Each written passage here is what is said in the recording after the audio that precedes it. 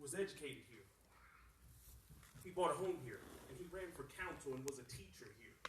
Miss Wolfman, there's many examples of our teachers like that, and you know how much it hurts me to hear people that are from this town, even Miss Danielle McCoy, the first female principal and the first graduate to be principal of the PottsTOWN High School, is from this town.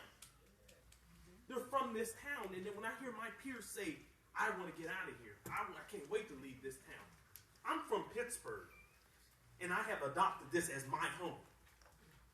Not because my mom's from here, not because my grandmom is from here. It's because I allowed this to be my home. And how can we get to our children and say, no, this is your home? You need to understand, it always says that you always have home to come to. And when they leave college and they get their degrees and all that, that's future taxpayers leaving PottsTOWN. How do we keep them here? How do we get PottsTOWN boom again where they can say, no, this is enough. I'm staying. This is my home. That hurts me seeing none of my peers here. And this is going to be their time soon when you folks pass the baton to us and we're not even ready. So the point made earlier, come get involved in the schools. The doors are open. I can't speak for the entire board or the district, but I can tell you, if you want to go on a tour with me in the schools, I will do it anytime with you. It's because our schools are open. Miss McCoy, Miss Wolfle, Dennis Arms, those are prime examples to show you what this town is about. So let's stop. I'm tired of seeing, oh, can't wait to get out of this town. This town is going here, is going lower. No, let's rise above that and rebuild this town. That's all.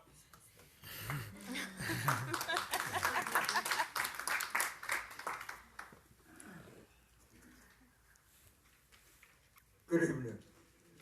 I'm John Foster, and I'm Vice President of Operation Inspiration, but I don't want to talk about that. I want to talk about why we're here tonight. I believe, and you can stop the ears if you want to, Emmanuel. I believe if we could get to every parent the story of this young man from the very beginning to now, so that they could emulate that, then we would be solving a problem that we don't have to even talk about. Because it's very difficult to define problems because there are lots of sensitivities, but it's more difficult to solve a problem if you can't define it. So if we can find a way, think of two roads, one going right, one going left. The one going right is the one that you want your kids to be on. So we can spend less energy trying to keep them off the one to the left. If they're on the one to the right, we don't have to worry about it. So proactivity and prevention.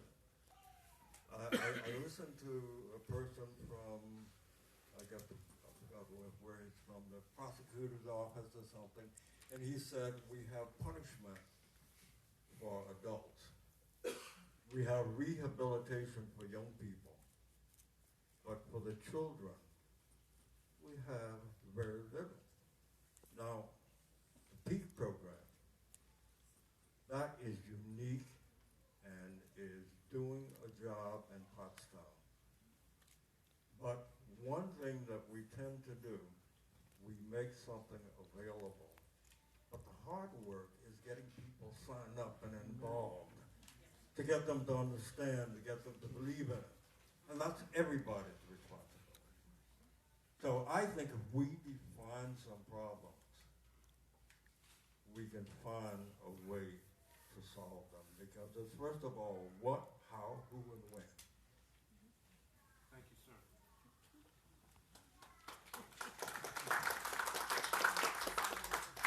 My name is Jamie Paris, grew up here, all that good stuff, do a lot in community. I think we talked about a lot of issues, a lot of problems. I think one of the ways that we need to be able to come together and talk about and see how everybody knows about everything. I feel like there's a lack of communication. And I think one of the biggest things is we need to try to create some type of form of a community calendar. So where everybody can, maybe there's one person that might be in charge of that calendar, or maybe there's a board of people that's in charge of that calendar, and everybody submit what they're doing the month before, so they could put on the community calendar. Maybe that community calendar is on Facebook, but like I said, maybe there's a board of individuals that, again, no matter what it is, they're gonna put it on the calendar and make sure that everyone is connected to that community calendar, so everybody knows what's going on. The farm was a fantastic idea, and it was wonderful, but there was not a lot of people there. And I know they did flyers. I know I teamed up with them to do a flyer. And but I'm not sure if everyone got to see that. And I think we have to come to a realization and try to figure out a way to communicate a little even better than just Facebook, better than talking to people. Like I said, I think a great aspect would be that community calendar.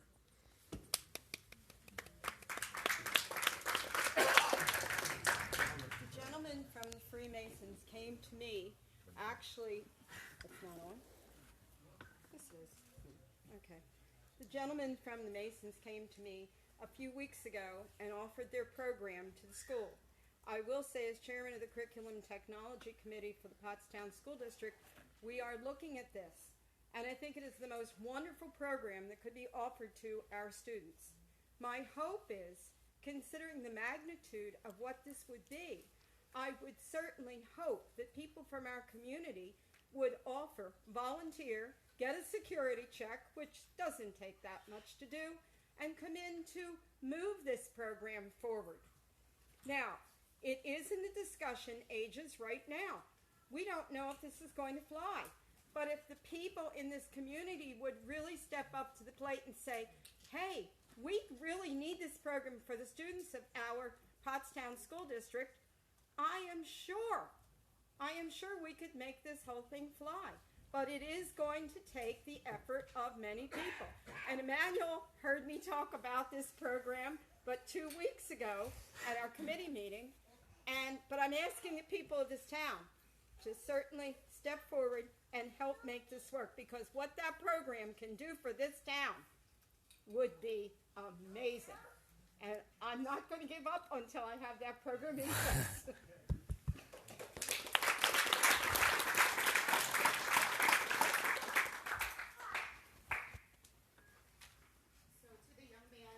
The calendar of events. One of the things that our community relations group committee is working on is a vast population that we can send out a newsletter to. So my name is Katina Bearden, and I happen to be the chair of the community relations committee for the school board. We have several email addresses of a lot of the groups and affiliations, mainly the churches, because we know we're able to reach out to several persons by emailing something such as a calendar of events to those locations. But if you would like, please, you can also log on to the school district website. Mr. Amato is very, very current on most of the events that we are having in this town that we're actually speaking about. And so I would like for the parents and the community members, not even if you don't have to have children to be involved in the district, to log on to that website and check that out. But we also would like to reach you where you are. So we will be sending out a newsletter sometime between August and September of events. And if there's anything that we would like to add, you would like to include on that calendar, I would like for you to please email me at my email address to see that we can get that approved. It will be reviewed before it is included in that website, on that mailer. We don't want to just send out anything to our parents and to our community. But if it's approved and it doesn't have any negativity attached to it, I wouldn't see an issue with that being included in our mailer, because the point of it was we understood parents don't have time to come to every meeting. We understand that parents are working. We understand that the community people are working, and if they're not working, they have other events that they're also attending. So if there is a calendar that you can put up where you can say, you know what, this is something I'm going to try to make this month, this is something I'm going to try to attend this week, you can do that and put it on your calendar. We understand you're not going to make everything. We're not going to make everything. But we want to reach the community where the community is. And if you're not going to be able to come out to every board meeting or every council meeting, we'd like for you to. But we understand that you cannot do that all of the time. We understand that you're tired when you come home from work. I'm tired too.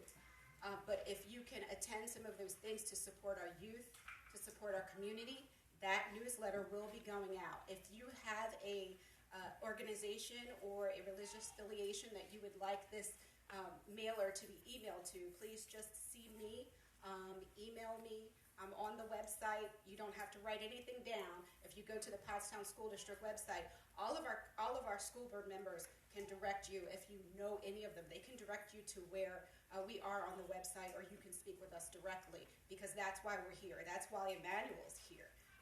I believe that's why all of you are here, because we're all just as passionate about what we need to do to get to where we need to go for our town and to revitalize it the same way other towns have done. So that was a great idea that young man had, and we are working on that right now as we speak. Thank you. We're going to start wrapping it up, so one or two more comments. Can I make a comment Yes. for that? Thank you. That's exciting that there is a newsletter, like a calendar in the works. I wonder if there's plans or the potential to have something that is accessible online. I know for me personally, when I moved here, what's going on Wednesday night near me?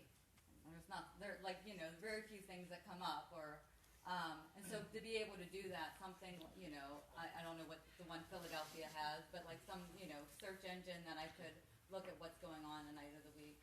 And I think, particularly I was one of those, listening to Emmanuel speak about his peers in high school. I was one of those in Pittsburgh. When I'm out of here. There's nothing going on in this town. I mean, short of going out drinking and clubbing and getting my fake ID, there's like nothing to do. And I think,